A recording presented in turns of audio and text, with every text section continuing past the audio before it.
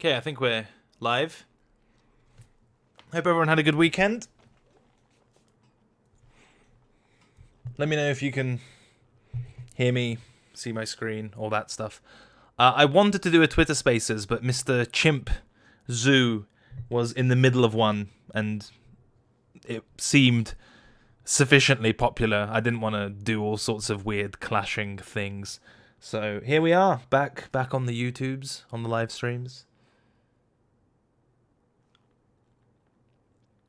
We'll get a chance to talk about upcoming high time frame closes, monthly, and then maybe a preview for the weekly as well. We'll look at ETH BTC. I really think that's it. That's where my focus is at the very least. Bitcoin, ETH, and ETH BTC specifically, and what that means for layer 1 trades and whatnot. So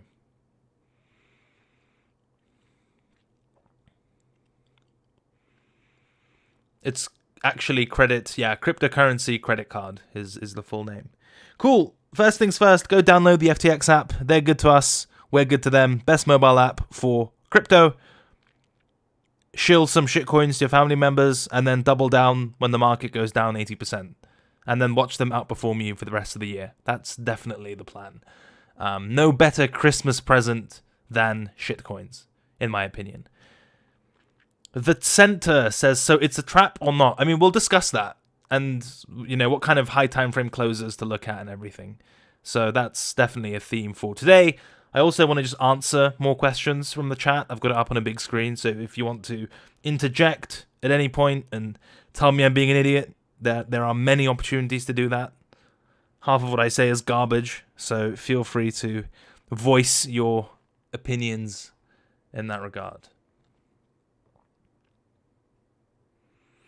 Is the weekly the best time frame to trade? Depends. Generally, it's like a bit slow. If you want a macro swing trade and you're happy being in positions for weeks to months, it's really good. And I think weekly levels and weekly market structure have a lot of weight, as you would expect.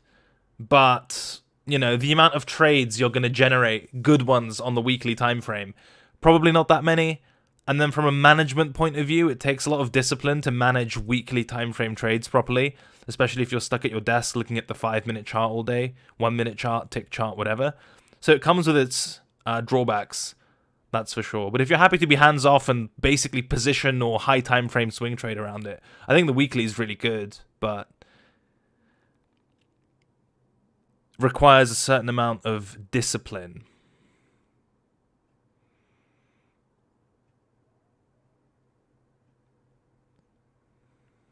Are we just bouncing from legacy markets, bouncing from nothing burger? Yeah, I think to some extent this move is echoing the bounce in equities on headlines that the new variant may not be as scary as first thought. We saw Joe from the US say some nice stuff as well about a seeming absence of additional restrictions and so on and so forth. Just that kind of stuff can change so quickly. I wouldn't, it's only Monday. I'm sure we'll have more variant-related headlines during the week. But yeah, some strength into the open. Always nice.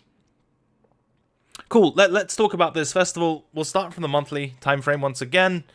Let me scoot my chair in a little bit.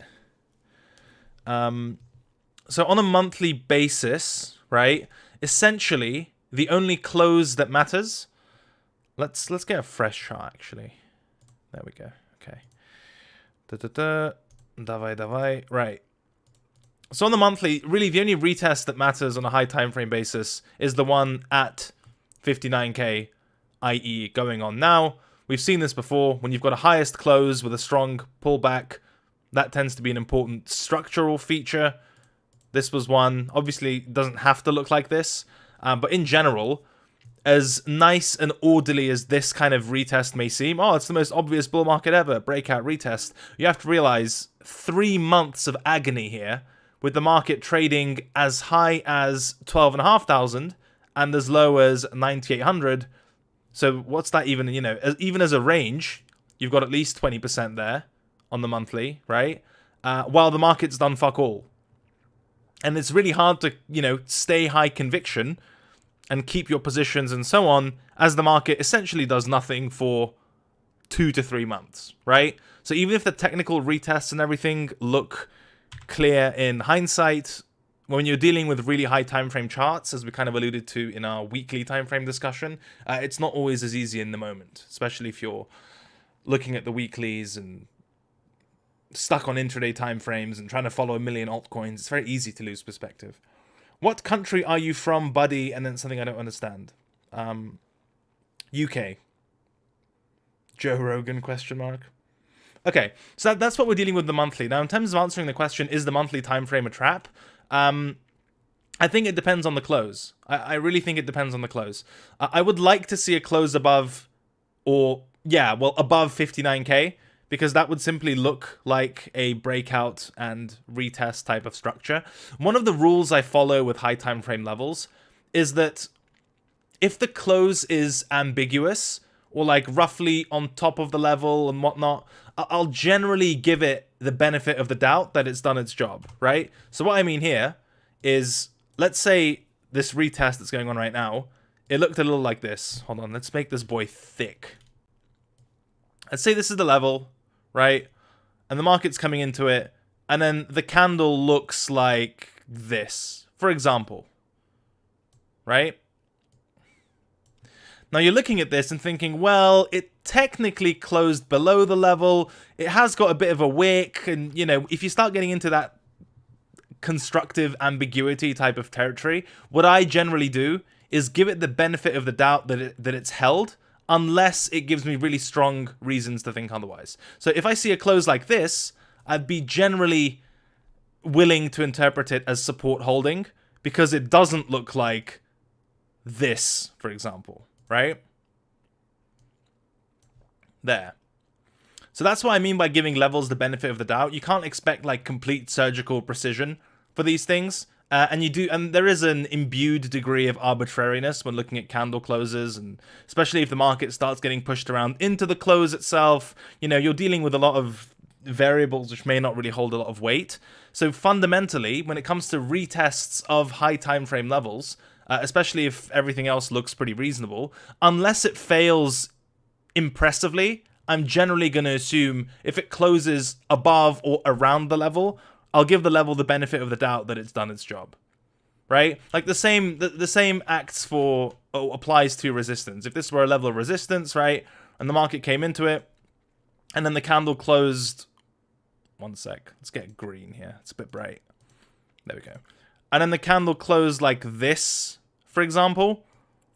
Like, this does not look like a strong breakout through a level with acceptance and a bunch of imbalance and so on. It kind of just looks like, you know, resistance more or less did its job, especially if you've got a bit of a taller wick on this, right? That resistance more or less did its job, and there's been no real shift in structure, right? Or balance. And I think the same can be applied to this monthly. If it closes around 59k, I'm more or less comfortable having a positive outlook for December, as long as it doesn't just completely shit the bed right afterwards, right? It only really starts to look bad if 59k fails impressively. And by impressively, you know, I don't even need to define that, because it'll be quite obvious on the chart. It would look closer to what it looked like at the lows, right? Like a manifestly clear... Manifestly clear. My English is so bad. I just mean like a very obvious failed breakout. So, you know, if it closed like this, there's my coloring skills. This is what trading is all about, you know. Coloring inside the lines.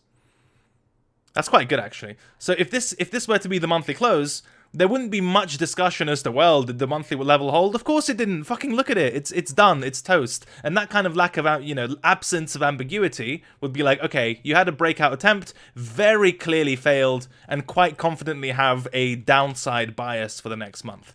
But if it's kind of how it is now, you know, on top of the level or even slightly above it, whatever, I'm much more willing to be open-minded towards a close like that. Does that make sense? I know it's a bit like hand wavy, but that's sort of how I look at high time frame candle closes. It's not like $1 is going to make all the difference as to whether I'm expecting up or down for the next month, you know? I'm more looking at structural features, if that makes sense. You've got to be a bit loose with the higher time frame levels. They're fucking monthly levels after all, you know? I'm not worried about bearish divergence on the weekly RSI, no. Perfect sense? Okay. So that's our monthly context, and we can label it as such.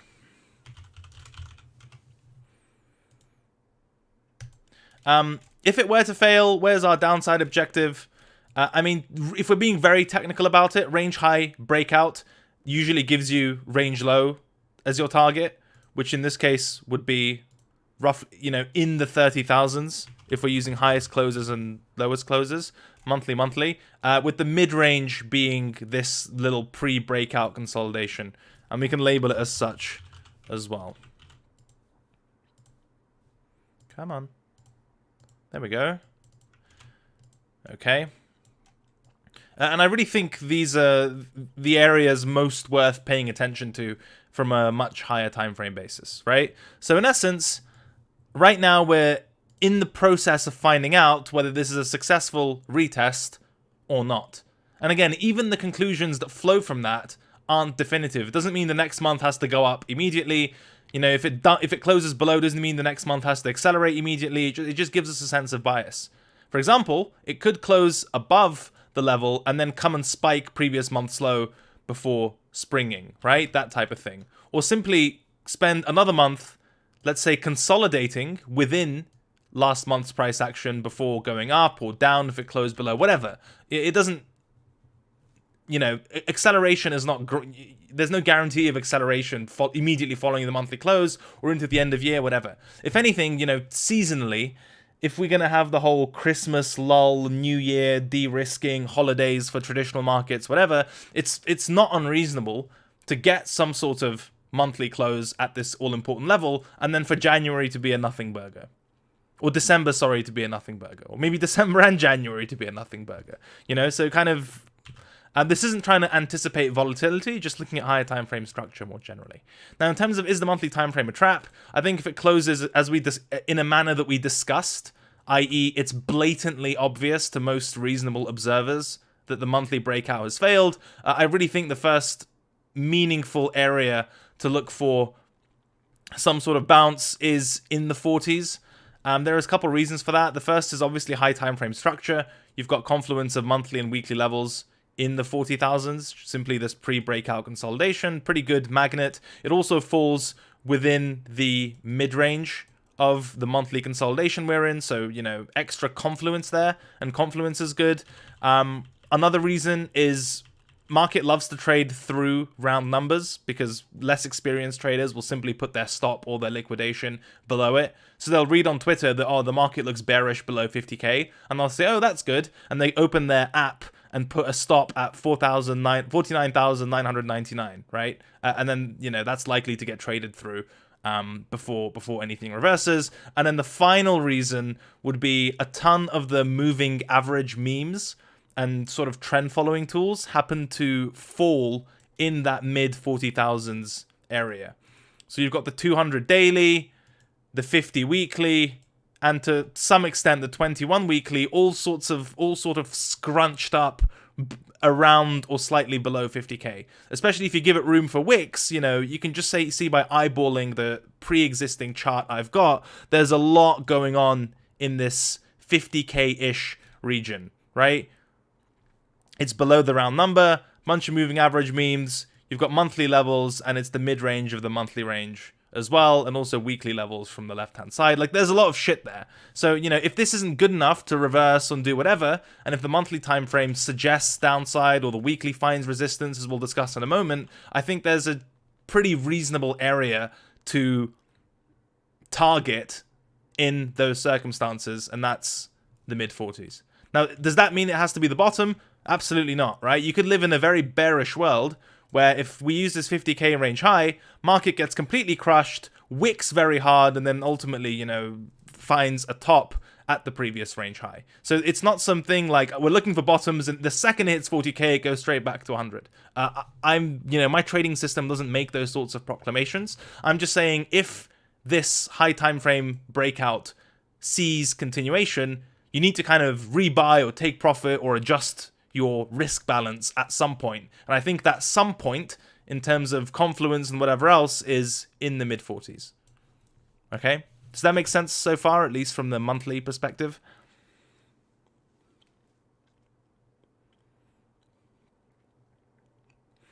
Niconomics says, what the fuck, cred using MA? So I don't actively use them in my own system, but I really like to see where those trend following tools line up for confluence purposes, and just to kind of see what other traders are looking at. One specific kind of context in which I quote unquote use moving averages is as a kind of risk management tool. And by that I mean, you'll often see in the market, sideways, breaks up a bit more, and then like starts going parabolic, etc. I know it's like moving backwards in time here, but basically as the trend gets more aggressive, it can sometimes really help to introduce some of those higher time frame moving averages just to see where the kind of fair value, if you will, terrible expression, or value area for the market is. And let's say you get all those high time frame moving averages lined up. Let's make this a decent diagram, okay? I'll make an effort here. Here, bit steeper, and then whatever. Let's say it's at this point. No, I can draw better. Hold on. This is really art lessons with me. Let's go. It goes. Yeah, this is fine. Bit steeper, and then even steeper. And then as the market's starting to kind of, the trend becomes more aggressive and become more parabolic, you might be thinking, where the fuck do I buy this thing? Like, it's already up 1,000,000%. There are no levels here for me to look at. How do I anchor myself without looking for either really low time frame levels or something else? And I just think sometimes it's helpful to overlay those higher time frame moving averages, and you'll normally get spots where they kind of converge, as they do in this case, around a similar type of price point, right? Don't worry, that there is some logic to this. Just have to wait for it. And let's say they converge around a certain price point. This is a terrible example, but let's say this is your moving average cluster here, and it'll rarely be this tight, depending on which values you use. But let's say this is your moving average cluster, and this is where the market is right now. And so you can make a sort of dynamic risk management assessment in your head that, like, okay, what is the distance between where the market is right now and this very reasonable trend following moving average retest? And sometimes this distance will be like 40, 30, 40, 50, 60%. And then you have to ask yourself, A, is it reasonable for the market to retest its higher time frame moving averages? The answer is almost always yes, okay? And so that only leaves one question: am I comfortable taking a portfolio haircut to the tune of whatever this distance is? So if the distance, bollocks. So whatever, if the distance between those where price is now and that moving average cluster is like 20%, you're like, look, it's going parabolic. I think the upside that I may catch from the continued parabola, I'm happy to take a 20% haircut because I think this shit might go up 100% in the next 2 weeks. That's a very kind of reasonable risk management assessment there. However, if those moving averages are like 60% away from price and you entered quite late, it might force you to kind of reconsider how much exposure you have. So that's one way in which I sometimes contextualize the market in terms of high time frame moving averages. Does that make any sense at all? Because I don't think I've spoken about that before, but it's one kind of mental model I bear in mind. Why MA and not EMA? I mean, for this purpose, it really doesn't matter, in my opinion.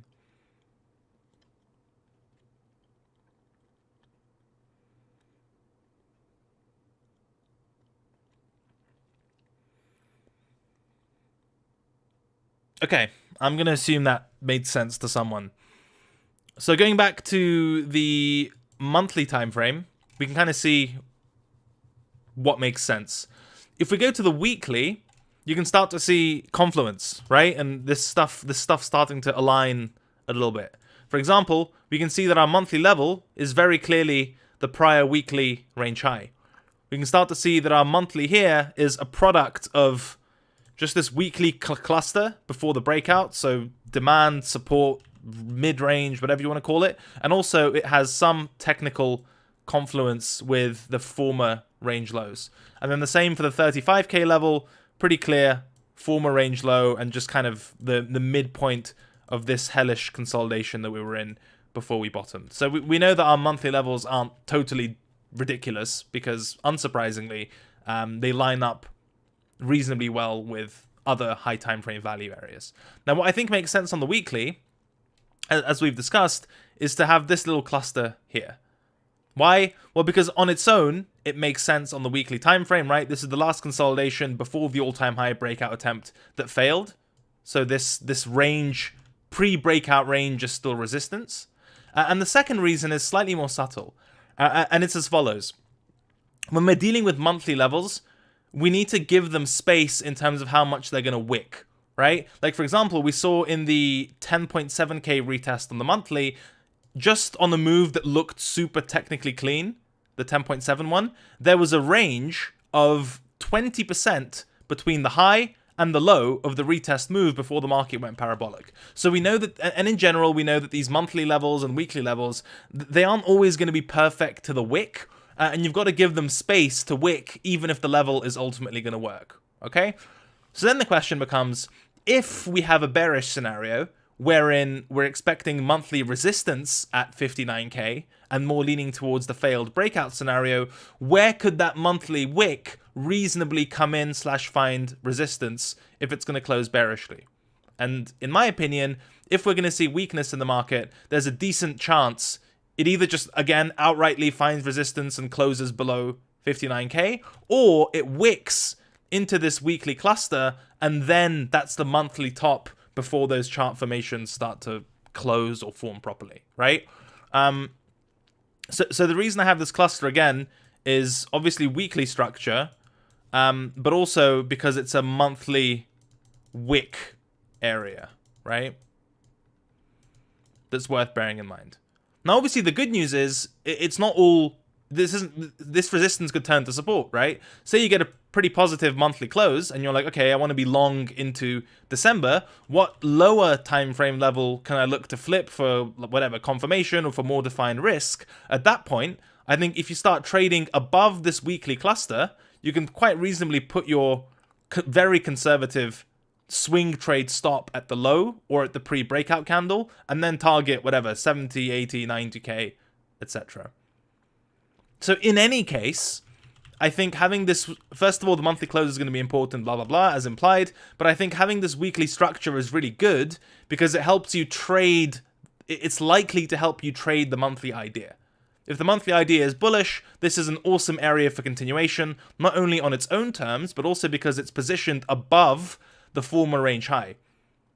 So even if you're not sure whether this is the weekly level, or it's this, or maybe it's the wick, or it's this close, it doesn't matter. If it's trading above the cluster, it's trading above the consolidation. So you're kind of clear in that regard, right? And in the same vein, if you're looking for sells or de-risking, or just, again, for a directional bias, you know that the monthly is allowed to push above the monthly level itself, but it's still at resistance as long as 61K is intact. So it does a lot, is what I'm trying to say. Does that make sense?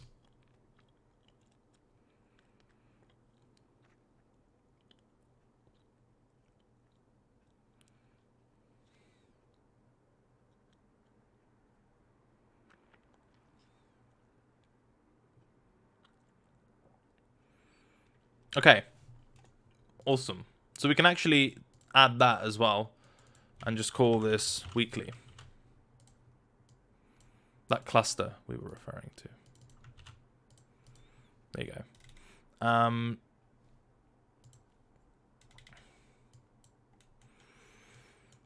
Now, in terms of present market structure, I want to point out short-term price action and then also the level we're coming from. So in terms of the level we're coming from, this is one we discussed on Friday with the duck. Whenever you have these really impulsive moves and then a super short consolidation before another impulsive move, often it's that very short consolidation that's going to be tested on some sort of pullback. And the setup that I've seen over and over again is it doesn't always just outrightly find support at the level, but very often it will actually spike the first down candle or just kind of consolidation, lower volatility candle after the impulse. Before this got spiked, I drew this level. And that's kind of what we saw. You've also got confluence, because not only is this the daily range low, you also had an inside day setup. If we zoom in a little bit, you can see that this candle here is an inside day because its price action is contained within the low and high of the previous day, as you'd kind of expect with a candle this big. And so what happened? This is the low of the inside day, right? The market traded through it, immediately reversed, and generally your setup for your target for these setups is the inside day high, unless you've got reason to believe otherwise based on higher time frame bias or whatever else.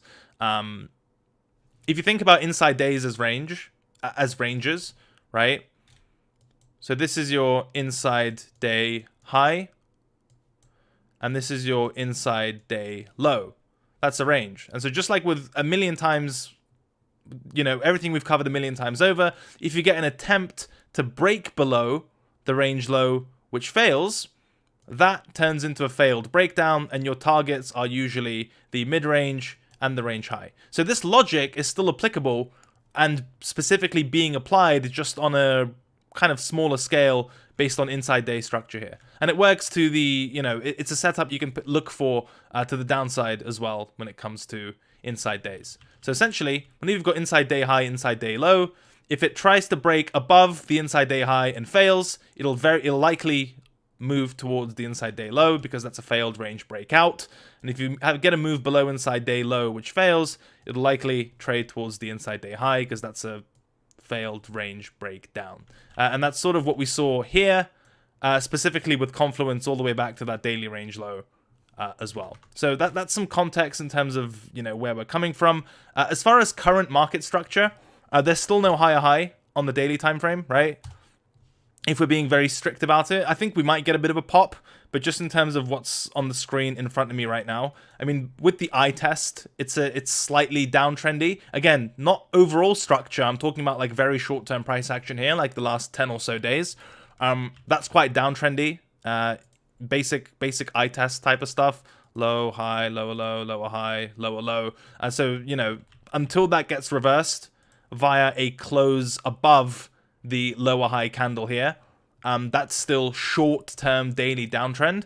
But the reason I bring it up is it's still worth considering your kind of dynamic risk to reward, even if the market does pop up, right? Because let's say it pops and you get this kind of downtrend break and higher high, whatever you want to call it. What does it pop into? It pops straight into this aforementioned weekly pivot resistance thing that we just spent, you know, 15 minutes discussing a short while ago. So that's another consideration, right? Even if you get a short-term break in daily trend to the upside, the question becomes, what do you break into? And the answer is resistance. Now, of course, it could be possible that the market breaks up and then just teleports like that. That, you know, you always have to consider essentially outlier scenarios. But the best we can do is look at risk reward, you know, as the moves are happening, because that's when we want to trade, right? So for me, even if daily trend is broken early on in this week, I will find it quite hard to get, like, to position for strength specifically in BTC, because that breakout, while being positive for short-term trend, will just land me in an area which is relatively unattractive and not risk-defined to get long on a high time frame basis. Does that make any sense?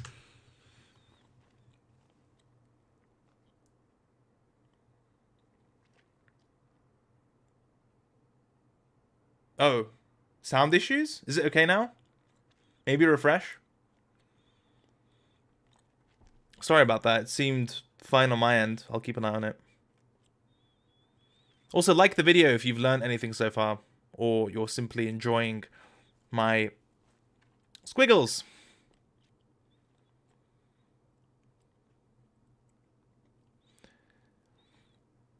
Okay, one argument, TA, enjoy your, yeah.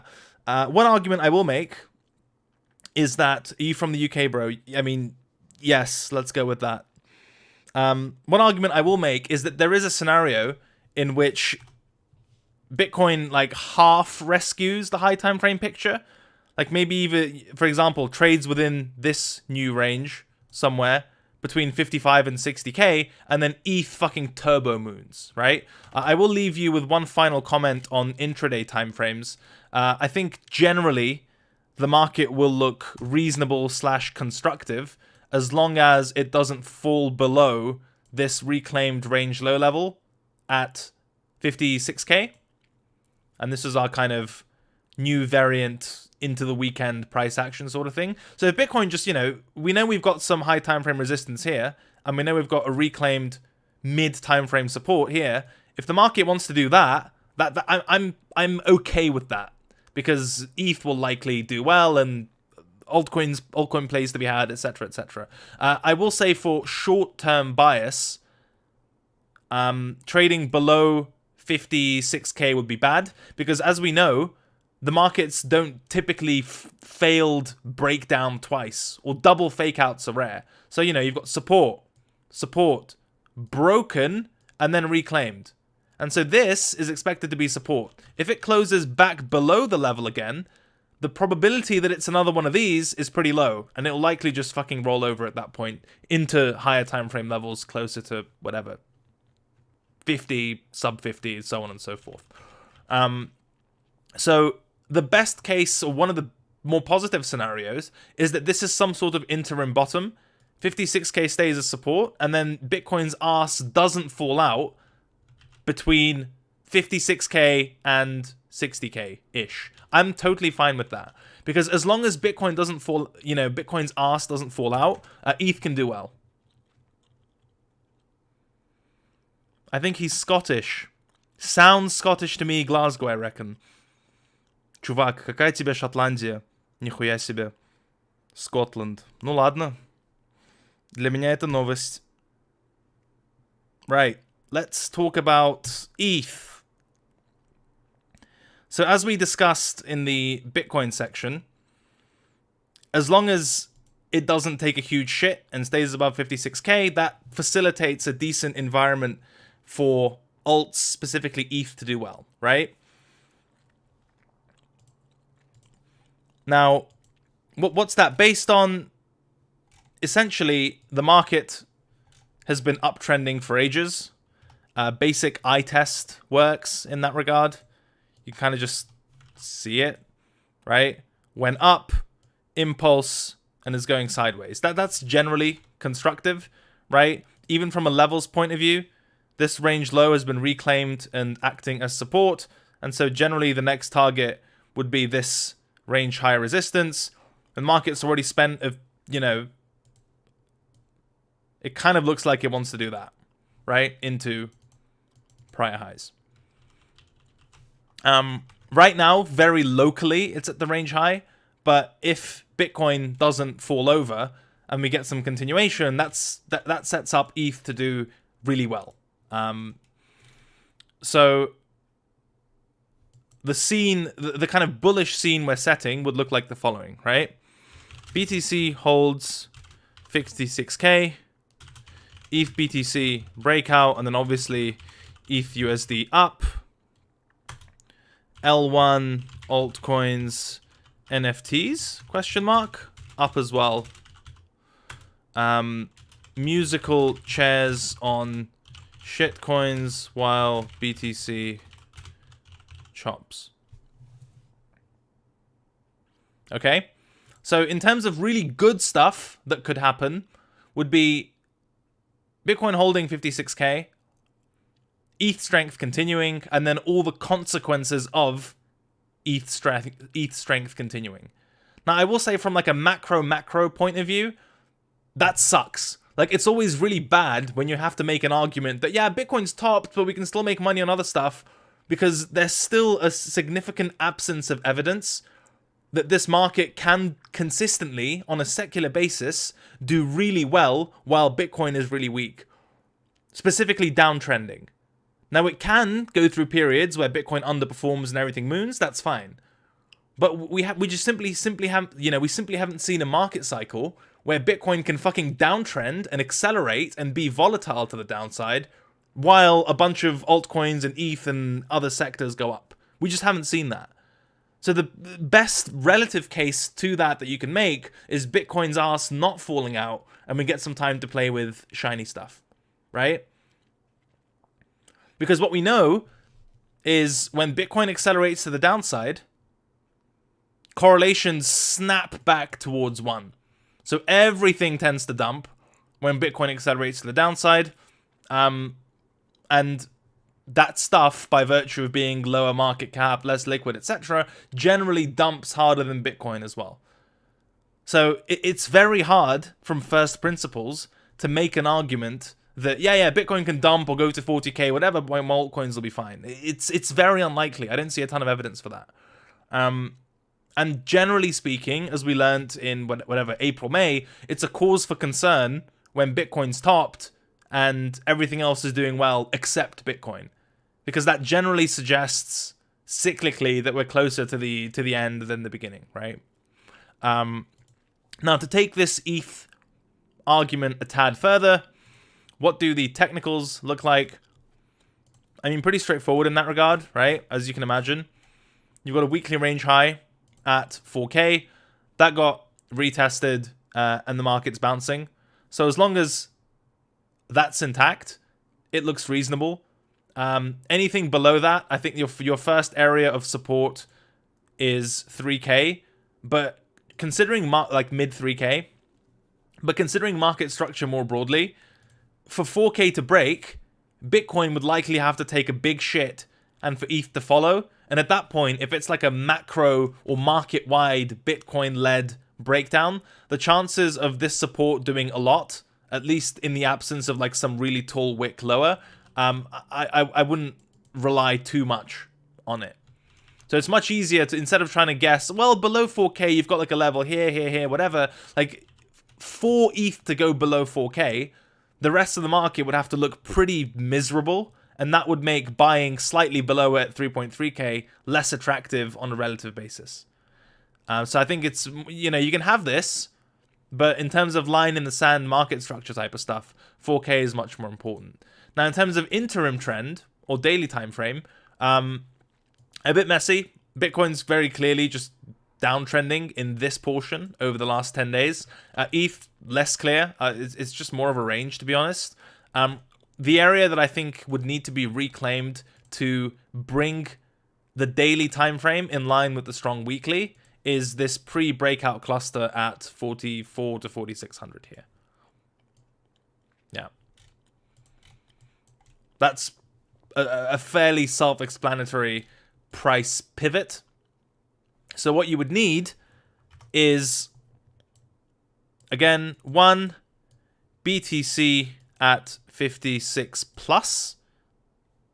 And, yeah, BTC 56 plus, as we discussed. And then two, ETH 46 plus. And then I think you would likely get trend continuation in ETH BTC, some sort of big breakout, and then ETH breakout itself into round numbers 5K, 5.5K, 6K, etc., etc. Okay? So that's what needs to happen for the market to stay constructive / positive. At least in the short term, 56K needs to be some sort of bottom, and then you need a break of resistance on ETH at 46 plus. In the absence of those things, especially if Bitcoin loses 56, it's much harder to make, for me at least, bullish cases for the next days or weeks. Other kind of time frames I'm referring to at this point.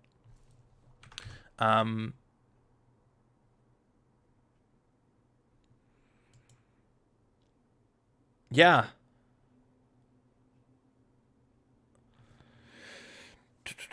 That's sort of all I've got for now.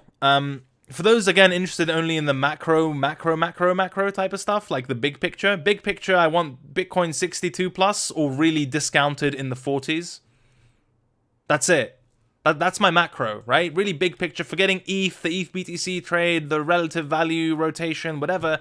I think the high time frame conviction areas for me are 60 plus BTC for continuation, or discounted BTC on a huge, scary, in the 40s type of dump. Anything else is short-term, day-to-day, arguably week-to-week rotation, just trying to milk what's left of the market. But in terms of high time frame conviction plays, it's quite literally those two. And hopefully you're armed to engage the monthly close and the weeks to follow as well, given the plan we outlined. If that makes any sense, leave a like on the video and feel free to ping any questions in the chat. I'll happily take a look at the reasonable ones. Yeah, DeFi looks not great in general. Yeah, not where the interesting trade is, in my opinion. Especially because, DeFi has been underperforming ETH for a while now. And if the next catalyst or the next big leg up is going to come from an ETH BTC breakout, I expect DeFi to do even worse relative to ETH. At least on that first impulse. So nothing's really dragging me towards DeFi at the moment. Are the altcoins going to lag if Bitcoin flies? In principle, sure. We haven't seen a ton of evidence of that this cycle, but like recently. But the breakouts have really been shitty. If flies actually mean flies, then yes. But if it's a kind of creep up, reclaim type of thing, then as long as the volatility isn't too high, I think alts can keep up decently well. But I don't really have strong views on what happens to altcoins if Bitcoin does really well. Not in the short term, at least. No, I don't do stable farms, no. Do you like trading junk pumps? Yeah, sometimes on like an intraday basis. But that's not where most of my focus goes. Market cap is maybe too big to fly anymore. Yeah, Dread, honestly, we were discussing this on Twitter a few weeks ago. Like, when you have such a high market cap, it's harder to... Obviously, order book dynamics come into it. Like, I'm not a total Philistine when it comes to microstructure. But generally speaking, especially if the precursor for the all-time high breakout is already a strong trend, and there isn't a big fade in futures to liquidate and a bunch of, a big bounty on open interest. It just takes a lot of money to just keep lifting offers and getting that kind of all-time high price discovery as the market goes higher. You need a kind of catalyst for that, either the resurgence after a really shitty market, where a lot of money has swapped hands, or a big fade in futures to liquidate. In the absence of those things, I think expecting fireworks on every all-time high breakout is less likely now that we're this big. What do you think about the relatively high futures open interest? I think it's fine in general because a lot of stuff is at its all-time high, so you'd expect open interest to reflect that. What concerns me about it is on a relative basis, we haven't seen a big amount of liquidations or open interest flush or deleveraging in quite some time. And that tends to happen often, and we just haven't seen it. So I think Coinalyze will show it to me. Yeah, we can get away with global chart. No, not global charts. Coins. BTC. Daily time frame. We can go to aggregated liquidations. So you can kind of see on a historical basis, look how big some of these licks have been, and the subsequent shifts in. Oops. Black arrow probably isn't very helpful with this backdrop. Right? Like, some of these just completely catch your eye immediately and stand out like sore thumbs, etc. And this has been the last few months. It's not even noticeable. As you can see, open interest hasn't budged or shifted at all. So if you're making an argument that there's been some sort of big leverage, washout, shift, etc., I don't think it's an evidence-based argument, or at least I don't find it compelling. Now, that doesn't mean the market's not allowed to go up without doing so, but this kind of stuff does happen and often sets up really nice trades, even if they're short-term mean reversion type of things. Now, it could be the case that it just rolls over and then we get one of these. That's cool. Or it could go to 80k and then do that, right? I don't know what form it takes. I just know that the likelihood of keeping open interest untouched and liquidations just magically reducing over time, I don't think that's a trend that's going to stick around forever. Even if the trend sticks around, the fact that we haven't had like outlier, outsized liquidations in months, I don't think that's going to stay the case forever. I agree that I know that Binance and a few other exchanges aren't reporting liquidation data the same way, but I wouldn't expect it to have such an enormous impact on aggregated data. And you can kind of just see it if you trade or follow liquidation feeds. That kind of wipeout just hasn't taken place, and a lot of dip buying happens with leverage. Like, I know about the data things, but for example, you also just don't see prolonged negative funding anymore. Like, as soon as there's any type of dip, all of that gets gobbled up pretty quickly, and predicted funding goes up, and you can't sustain negative financing on any perps for any meaningful period of time in this current market environment. So all of that is more telling to me than those data changes, in my opinion.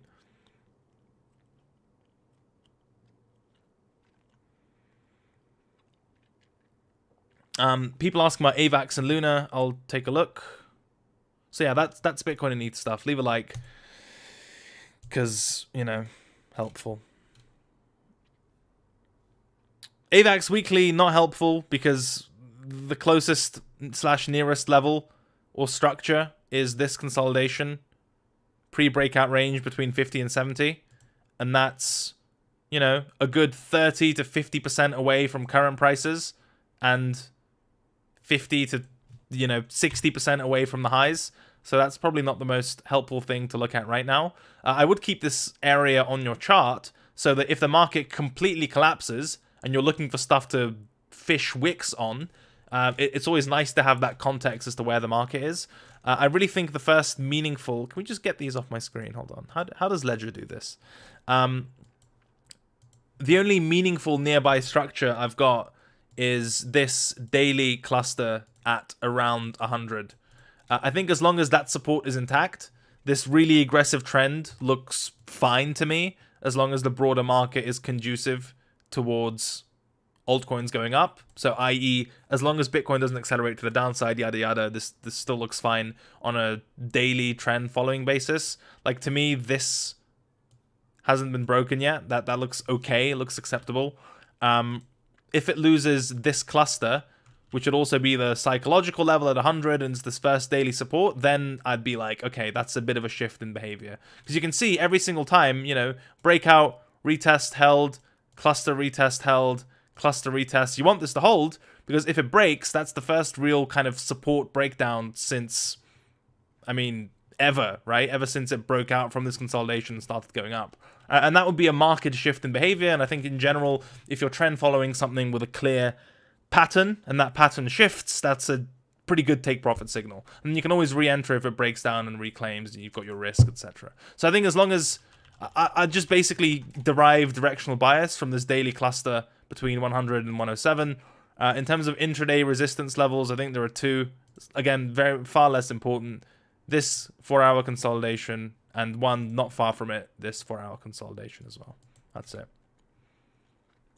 But any ideas with conviction, I think, would be premised off of the 100 to 107 cluster. This is just noise, really.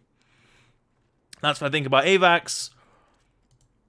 In terms of Luna,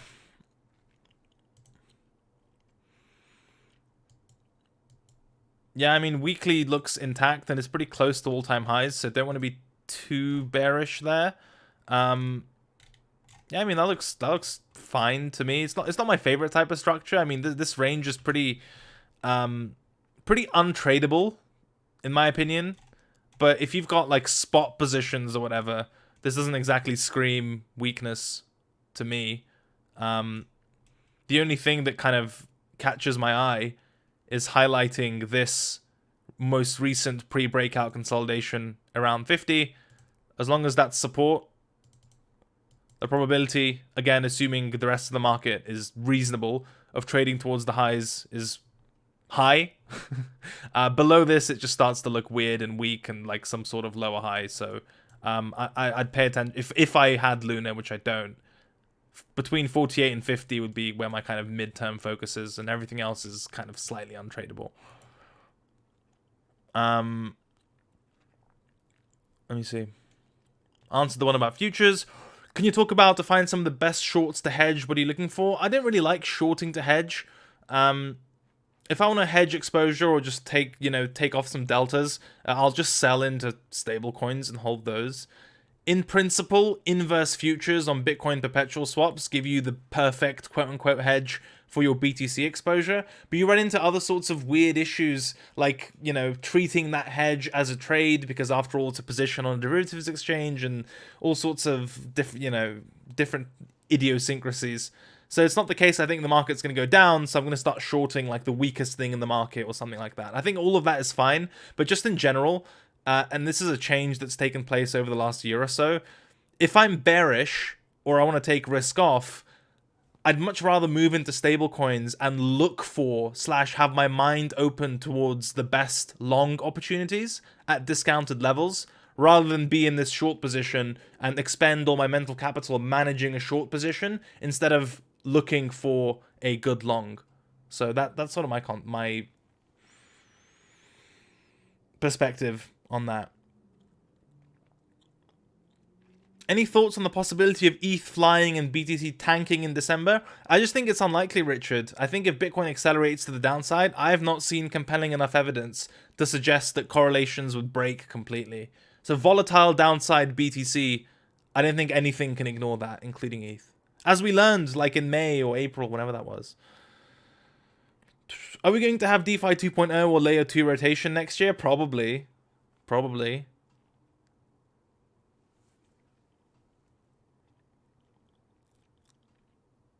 Thoughts funding OI and other underlying market dynamics on this pump attempt recovery? No strong thoughts at the moment, Zach. No strong thoughts at the moment. Nothing really jumping out at me. Cred, do you ever use trend lines for resistance support? Sometimes for market structure context, but not to outrightly trade them. What do you make of BTC not being able to shake garbage like ZEC and LTC? I mean, ZEC and LTC are, horsemen of the apocalypse. So whenever those pump and outperform, nothing good ever follows. Do you see Axie going anywhere? Depends whether crypto gaming narratives pick up again. It's all narrative driven, really. So maybe. I just don't think that's where a lot of the focus is at the moment. And that's already, that trade is up like a lot. It's not something on my radar. Shorting sucks. What is the difference between aggregated OI coin contracts and aggregated OI stablecoin contracts on CoinLines? Coin contracts, inverse futures, where your margin is BTC. Stablecoin contracts, linear futures, where your margin is USD. Generally, the Bitcoin margined futures are more degen because they are convex in that basically convexity fucks longs in coin margin futures. There's your one sentence summary. Convexity screws longs over in coin margin futures because as your position becomes a losing one, the value of your collateral also goes down, right? Because you're long BTC. It's margined in BTC. And if your margin's going down, you're less collateralized for a position. Whereas on stablecoin contracts, your margin is in USD and that doesn't change. That's the difference. Can you teach us how to short in the bear market? No, but maybe teach how to take a holiday. My portfolio is doing good, but I'm scared of it tanking. How do you manage risk management? Oh, that's a really big question, man. I'd say at the very least, not financial advice, never risk your ability to take risk. But that means different things for different people. So for you, it could mean, if you've got expenses for like children, a bunch of other dependents, you have to take more away from the market. Maybe you just live on a mattress on the floor and the only thing you have to worry about is tax exposure. So you take that off the table. I think from a risk management point of view, without knowing your personal circumstances, fundamentally, as long as you're paying yourself to stay in the game and survive and you don't risk your ability to take risk, that's a pretty good starting point.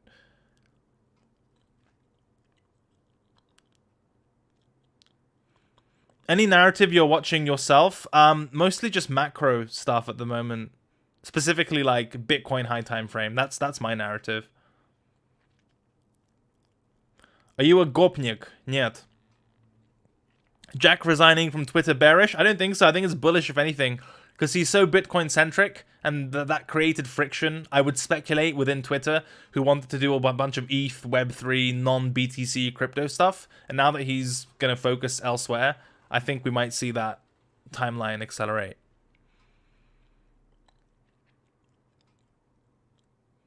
Do you think 2018 PTSD is real? Yes. And if you live through it, you wouldn't expect otherwise.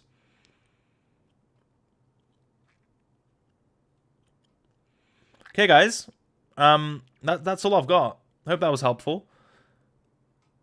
Like the video if you liked the video. Again, if you're watching this late, the beginning of this was discussing Bitcoin high time frame closes, what it means, and how to trade around it using weekly structure. Lots of helpful stuff there, I hope. Then we talked about the midterm, how 56k is important, and one of the better scenarios we can envisage, if the market would be so generous, is Bitcoin's bottom not falling out, and then what that means for ETH and other stuff. We covered a lot, so, click through, scroll through. As always, I appreciate you spending your Mondays, evenings, mornings, afternoons, whatever it is for you, with me. And make sure to go to trletter.com for our newsletter, which will come out in like 23 hours. That's got all the charts and commentary and extra stuff, whatever. Go read that. Let's get this to 200 likes. That'd be sick. But that's all from me. Take care, guys, and yeah, bye.